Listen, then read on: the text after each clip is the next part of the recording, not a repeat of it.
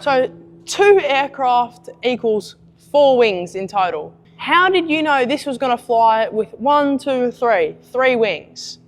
Well, you know, it's a pretty interesting airplane to do this sort of project with. Like I mentioned before, it's just a bolt-on wing. A lot of aerobatic airplanes have just one solid piece wing, which would be really difficult to make an airplane like this. So when we start with an airplane like this, where you can take 2 wings off and just bolt that new center section in there, it was pretty confident that everything was going to work. I mean, the square area of this wing in total is less than a Yak 55 plus a Yak 55.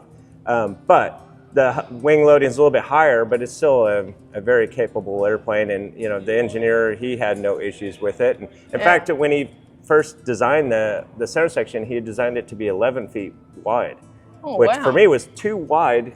I said, I need it to be 8 so it can fit into a shipping container. So he ended up shortening that center section wing even by like 3 feet from his original design, but still it was not a factor. And then of course you have a jet engine and 2 props making so much thrust anyways that, you know, it's a good combination. So when you're flying, is the turbine engine always on? It depends on what the mode is. So if I'm going cross country, then we put a cap on the front and back of the jet engine, and then I take the center section jet fuel tanks and convert them to use avgas. So I have a little bit farther distance that I can fly on the props. Cool. I can't go cross country using the jet engine because I can't put enough fuel on it to make it efficient. Like I could only go, you know, for like 15 minutes at a time. But for the air show, now we're using all 3 engines, and I start that engine right from the ground. It's running the entire show. Sometimes you can hear it over the props because I have the power turned up.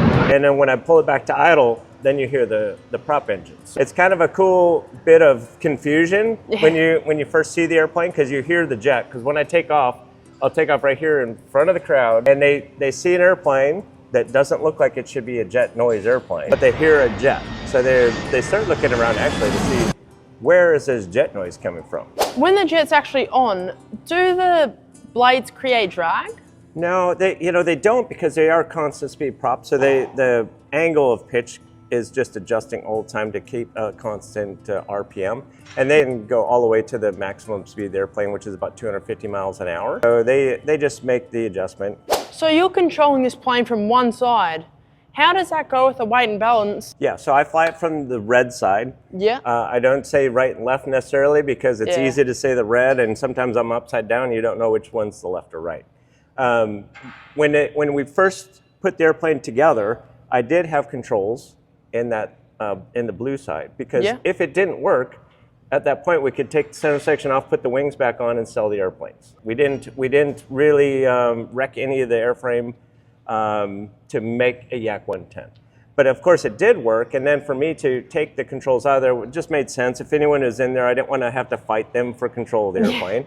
And I put all my gear in that side of the airplane when I go cross country, so I can put my tug and all my spare parts and tools and all that over there. So on the red side now we have everything to control the airplane. We have 3 throttle levers, 1 for each prop, and the jet, of course. We have 2 prop levers.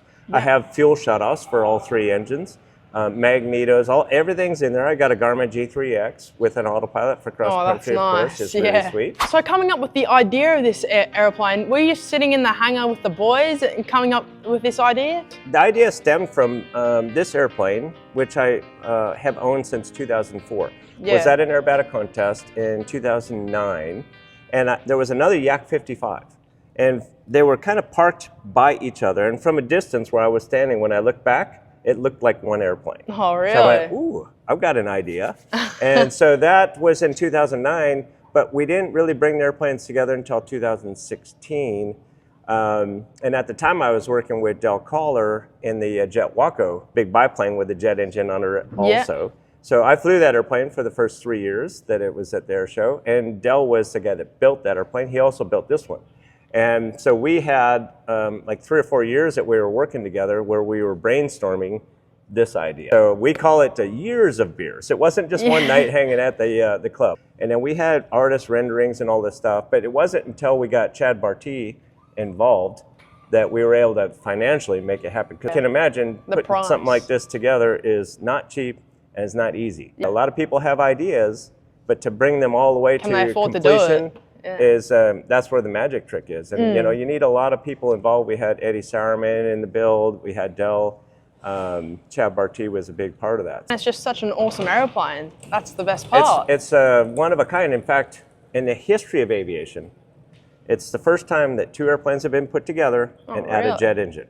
That's It's awesome. never been done before. Any hints on which two aircraft you're going to join together next? That's a good question. I've seen a lot of people put little artist renderings together, and they send them to me because they think it's pretty cool, right? Like I've seen Lance Airs that someone put together in an artist kind of way, and there's so many things that we can still do with this. I do something cool at the air show this weekend where I'm going to feather the props and just fly around on the jet engine. Getting ready to debut at the Pacific Airshow Gold Coast, something that you're going to absolutely love. I'm not going to tell you what it is right now, but wait till you see this. It's going to be really, really special. And then in a version 2, if we build another one, I'm thinking we should put like a wing walker rack up on that center section. I got a spare seat. You want to go? You can wing walk on the Yak 110 V2. We're going to probably join 2 other Yak 55s and make a V2. So I'd like to have another one where we have it in the US, and maybe it can bounce around to some other places in the world, and leave this one here for now. We look forward to see you in the skies this weekend, Jeff. Have a good one. Thank you. I appreciate it.